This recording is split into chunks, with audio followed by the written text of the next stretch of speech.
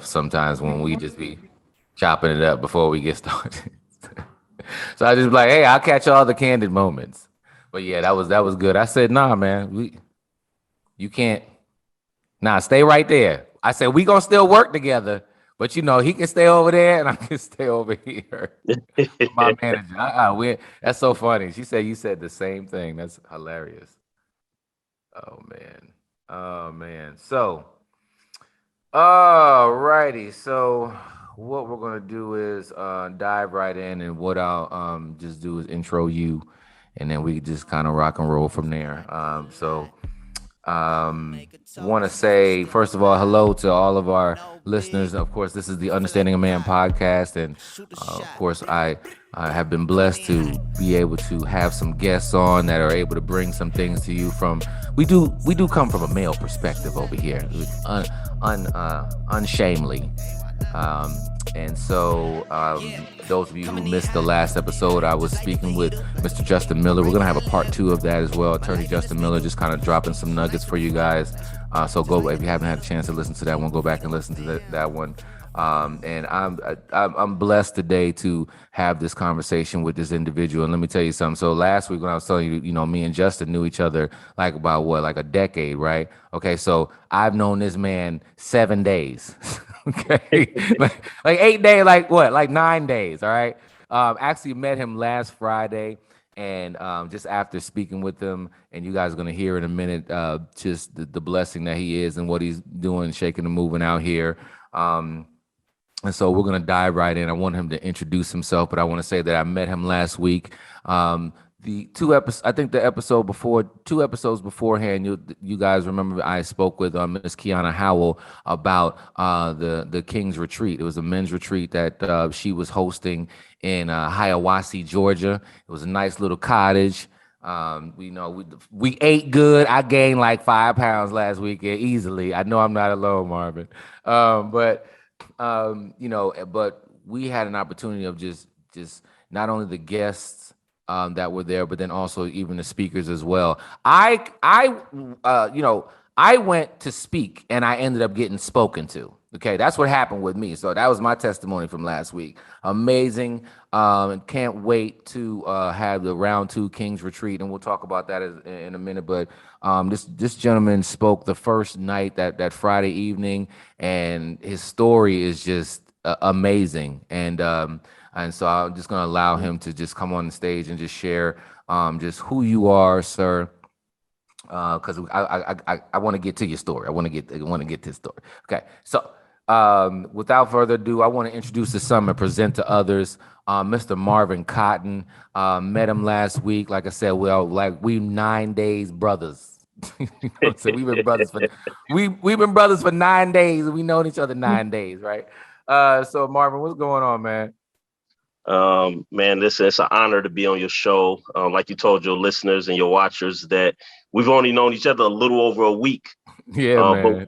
But we clicked that first night, the King's retreat, the men's retreat. It was actually beautiful. I was there to be a speaker, but Right. like you said, I was spoken to as well on every day that we were there. Right. Because there were just some powerful testimonies, some powerful speakers, and those that just came to, be healed actually did some healing themselves. Right. As you said, my name Marvin Cotton Jr. And my testimony, I did 19 years, 7 months, and 12 days in prison for a crime that I didn't commit. So I've been out since October 1st, 2020. So I've been out a little over a year, like 13 months and a couple of weeks. Let's read that. I just don't want that to just fly by. So just to make sure, in case somebody didn't hear what you just said, because it was you just can't like change the state. Let's take a moment. Okay. So, sir, you're saying that you were locked up for how long, you said? 19 years, 7 months, 12 days, a little under 20 years. I was exonerated. Exonerated. Yeah, I was exonerated. So, ladies and gentlemen, I know y'all smart out there, but I want to make sure I highlight. That means they set him free because he should have never been in there. Okay, I want to be very clear with that. 19 years, 7 months, the days. I don't want to be disrespectful, Marvin, but the 19 years what'd you say? 7 months, 12 days. 7 months, 12 days. And you stand before us today, sir. Absolutely. Absolutely. Standing. Like I said, I've been exonerated for a little over a year now. I got out, and what happened to me, I don't want to happen to anyone. Right. The exoneration part, if you're innocent, I absolutely want that part for you. But, what I went through the criminal justice system, I never want any man or woman to go through that. So I'm out here being an advocate and an activist, to help reform and reshape and rebuild the criminal justice system. Man, I'm sitting here looking at your back. You got the dope background, dude, because you got Malcolm on the left.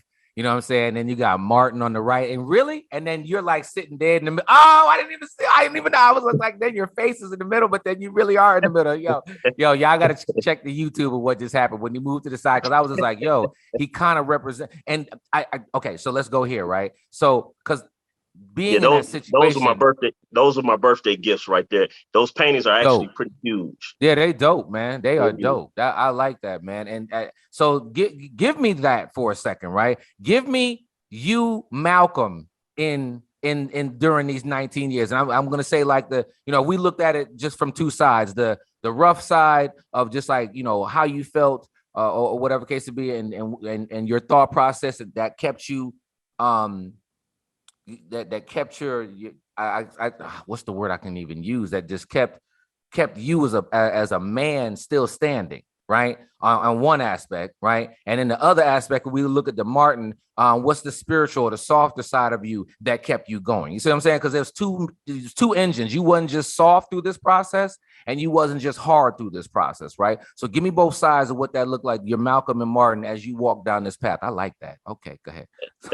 That's a beautiful question. I think that's a new question. I've done a lot of podcast shows. I've done radio, news interviews, and I think that right there is an original question right there. I mean, it just look. I see the paintings. I'm like, yo, and then I'm like, yo, it would be dope if you in the middle. Then you move to the side, and you in the middle. So, like, you got both sides of this. Like, how did you walk this journey? To go through something so tough, so hard, so difficult.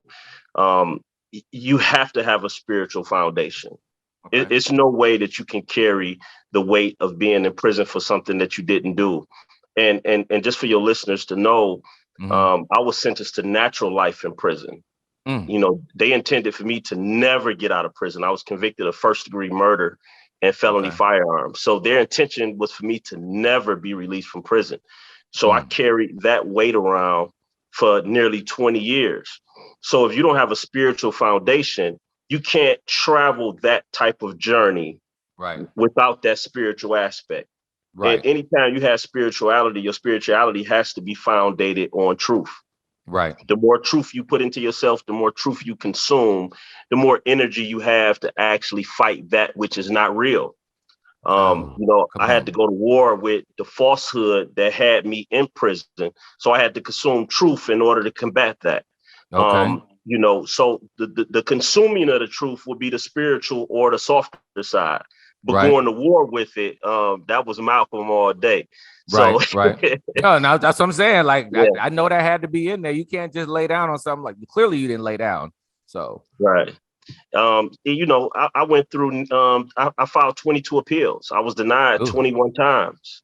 And appeals isn't something that happens fast. I think the longest that I've waited on a decision maybe 2 years, and some maybe 6 months, and some maybe a year, some maybe several months. So, when you're preparing to file something into the courts, that's a huge strain on yourself. Right. And then when you actually, file it and you're waiting on a decision, the stress of that is enough to break you.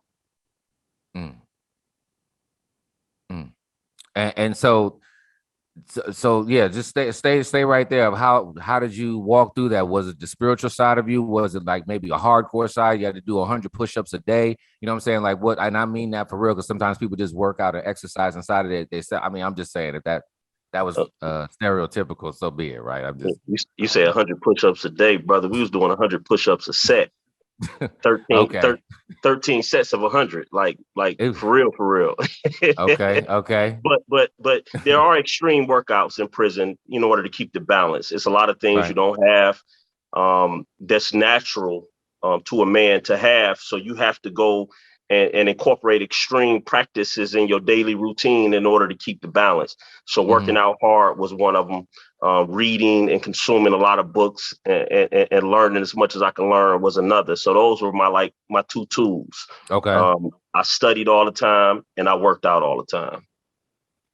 The portions that you were just talking about, that appeal portion for a second, just if you had to not only give some level of encouragement, but then also just there were some things you were talking about with that, because you started a nonprofit organization, right? Well, it's an LLC. LLC. Um, Okay, so you have an organization. Talk about the organization that you have before I go into that next week. About the organization you have and what do you do? You know, how many people are a part of it? Because, ladies and gentlemen, you talk about taking lemons and making it lemonade, and I don't even want to use the word lemons is even disrespectful to use. It's just even an analogy, but just honestly taking the challenge that God placed him in. Interesting. My bishop talked about that today. Of sometimes God places you in situations. And so, this situation you were placed in, okay? And for you to come out and then do something from a community perspective. So talk about just the organization that you have and what you're doing out here. one of the things that I seen, it really crashed into me as soon as I was released, like day one. I noticed the poor conditions that the community was in. For 20 years had passed, and I'm going off into the same communities that I left, but I can Mm-hmm. see the difference. It looked like it's a war zone. A lot of the Right. communities that have depreciated and are dilapidated. So Right. I immediately wanted to do something. Like day one, I'm thinking about what can I do? How can I help? How can I be a part of the solution um, um, um, to the things that I'm seeing? So I started my own business called Better Not Broken.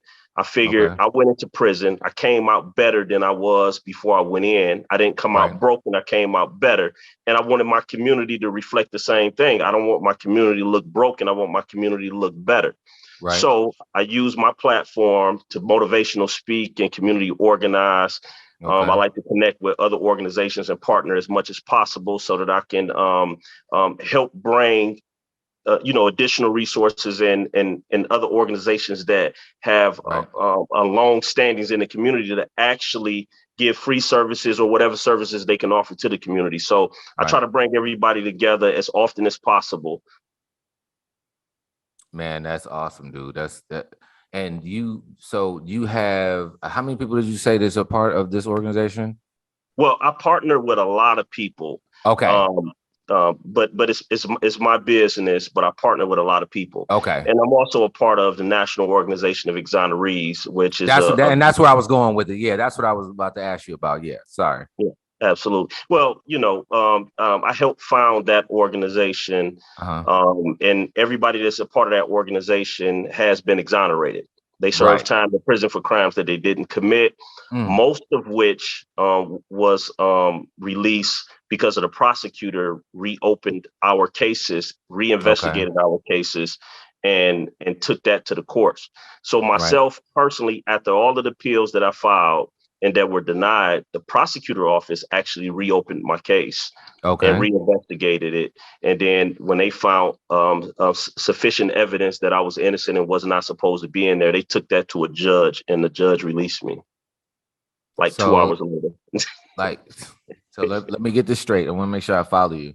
You filed 22 appeals, 21 of them were dismissed. And number 22 pretty much went down because the prosecutor decided to open up the case, open Yes. back up because they make the decision to open the cases back up, right? Yes, Um,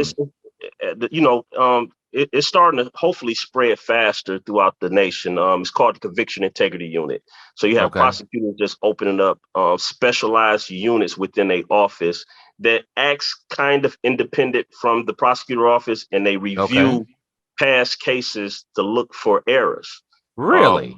Yes, they look for police corruption. They look for prosecutorial misconduct. They look for evidence that was hidden. They look for they really go through the entire case. and they turn over every stone, and they have the resources to do so. Okay. And fortunately, my case was one of the ones that they accepted. It took them 2.5 years to reinvestigate my case because it was so complex and difficult. But at the end result have me sitting right here before you today. So you're saying that these exist in all, just across the country or whatever? Not I've never not heard at of this all. before. It's about there's a growing number in Michigan. We have like 3 or 4, Hmm. but we have 83 prosecutor offices. So clearly, we have a lot of work to do. Right. There's only about 100 of them that exist throughout the country, but there's Hmm. thousands of prosecutor offices throughout the country. So what we do in the National Organization of Exonerees, we travel around the country, we travel around Michigan, and Hmm. we try to convince prosecutors to open up these specialized units in their Okay. office to Okay. review cases. Okay. That's good, man. That's good. So staying on that same space right there, for those that might be listening that are they either they don't know what the process is, or maybe they feel like just I'm just asking you for a level of guidance for those that might be in this situation, for those that are currently incarcerated, and even maybe if you even have feedback for their family of how they can help support this. So, if we had to wrap our arms around somebody who's in the situation, what would you say to them? To the family members, that watch your show and have somebody that they're supporting inside, contact your local prosecutors. Ask them Mhm. if they have a conviction integrity unit within their office. Tell them that you're a citizen, you're a taxpaying citizen, you vote, and you desire for them to have one of these specialized units in their office. Let them know Okay. that it's important. There's innocent people that's locked up. You believe that your loved one may be one of those innocent people, and you want their case looked into. Okay. You use Michigan as an example. Wayne County Conviction Integrity Unit. Use the state of Michigan has a integrity Okay. unit That's out of the good. Attorney General's office. Look at some of these as examples and point your prosecutors and your local officials in this direction and say, listen, we want to do what they're doing. Okay. We want That's to do what good. they're doing. That's good. That's good. Man, that's okay. So that's for the okay. And so what about for the person so that's for the family. What about for the person that's a current he or she is the current victim? Right. If you're in prison and you're innocent, you need to go on a letter writing campaign. You have Mm, to write the Innocence Project. You have to write these different innocent groups that specialize in fighting to get innocent people out of prison. You have to reach out. You have to go on a letter writing campaign. You have to write investigative journalists. okay. You have to keep your family motivated and your friends motivated to stay in the fight with you, because when you have that outside support, it actually Right. puts you in a better position. It Right. puts you in a better position. You have to have people that believe in you. Sometimes you might only have one person that believe in you, but that one Mm, person, you and that one person can go to war, because that one person gonna have to reach out to people for you, see if you right. can get an organization to actually grab hold to your case, because they have resources. They have resources that you don't have. They can Mm, find information that you can't find from inside a jail cell. They okay. can go talk to people that you can't talk to from inside a jail cell. And how would that person find out those resources? I know you just said the one about the investigative. Okay, so how would they find local organizations or something like that? What would they type in? Google, whatever. What would they do? Google Innocent Project, innocent groups, Okay. prisoner Simple. advocate groups, innocent Okay. advocate groups. You just hit Google and it should be a list of names that pop up, and then put your state in there, whatever state you're from. If you're from Right. Georgia, put innocent groups in Georgia Right. and see what pop up. I believe Georgia has some pretty solid groups. Usually where you have the death penalty, you usually have some pretty solid innocent groups there. Right. Okay. That's a good okay. All right. So I one of the things we were talking about this past weekend at the retreat. First of all, at the retreat how'd you feel about it, man? I mean, Oh man, it was beautiful. It was definitely healing. You gave some great information about oh yeah. relationships. You know, when you got to the end of it, I'm like, hold up, this guy sounds like he does this. Yeah, a little something every now and then. Nothing but the Holy Absolutely. Spirit coming on down. But go ahead though. Yeah, it was beautiful, man. The environment, you know, Right. environment is so important when you're trying to do work on yourself. Right. And for people that don't know, we were in the hills of Georgia. We were in the Yeah. north. We were in the hills, and I'm talking about That's the best word to use. We was in the hills. absolutely. It was No beautiful. street lights. it, Winding roads. Driving up there gave the anxiety of my life. I was like, I prayed. Me and God got real close on Friday and Sunday when I went back. Oh my gosh. well, when you're trying to do things in your life to make decisions in your life, you know, it's Right. just like going up those winding roads. That's a great analogy. It's kind of like, yeah, you're gonna get this knowledge, but you know, even God was like, yeah, you're gonna work for this knowledge that you about to Absolutely. get or whatever. And really going back was nothing like coming because it was kind of like I'm still on the high of just everything that we talked about. And I think Right. it's definitely good. And I think that this kind of goes with the topic at hand, whether it's this challenge that you need to you have to walk the journey of being exonerated yourself, or whether it's another challenge at the end of the day, particularly for men, right? I think that it's very important that we start looking deeper into having more men's retreats, more personal development moments for men. Y'all know we could, and I love them. We can women's empowerment all day, and there'll be like 1,000 women in the room, right?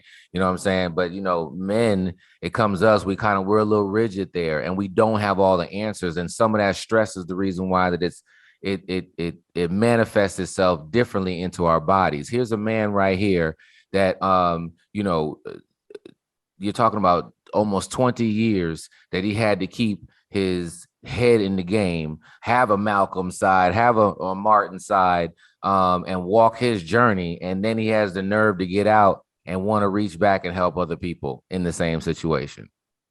I mean, that's if y'all don't know how God works, I mean, and then he was chosen for that, right? So you know how they say, like, if you take your problems and put them in a pile, you'll go back and pick up your own. Let me tell you something. Take Marvin's problem and my problems and put them in a pile. I'm gonna go grab my problems quickly because I'm structured for my problem. But Marvin, you were structured for this, and to have you just turn around and have the nerve to want to be out here and helping people, man, that's amazing, sir.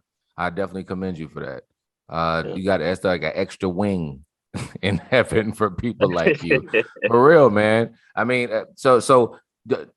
real quickly, before we wrap up, talk about just even so. What other than that? I know you do speaking engagements and stuff like that. What are there any projects you're working on right now? Where you at in these streets? Somebody just called me today. They want to partner and do put together a Kwanzaa event, an event for Kwanzaa. It's kind of short notice. However, it may be possible to put together. You know, I speak at a lot of universities. Okay. In the last couple of weeks, I've spoken at Notre Dame University, Okay. Michigan State University. Okay. And next week I may be traveling to Missouri, a case that we was working on, Kevin Strickland case. It's been national news over the last week. He did 42 years, 43 years in prison for a crime he didn't commit. Right. I saw that. You know, he had a very hard fight, but they just let him out the other day. Right. So he's free. When I saw you last, he was still locked up. Really? So, yeah, I saw it on I saw that on social media. There was like the video of him with the lady and just, he's happy to be out. And I think somebody's already raised some major funds for him already. So absolutely. I know he's already been blessed.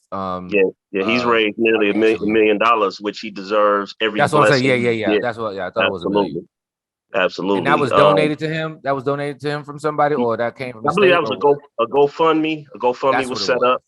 And he raised a significant amount pretty quickly. Hopefully he raised even more. He deserves it. In Missouri, if you're exonerated, if you're not exonerated due to DNA evidence, you get zero compensation. Wow. Zero compensation.